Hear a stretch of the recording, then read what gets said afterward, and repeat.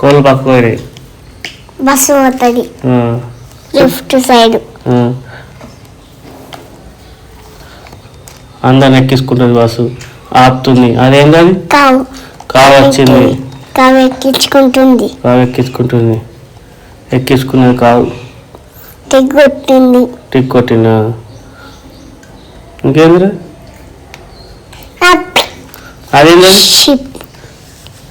Ship వస్తుంది. Ship వచ్చింది. అట్లా ఇట్లా డాన్స్ చేస్తుంది. డాన్స్ చేసిందా?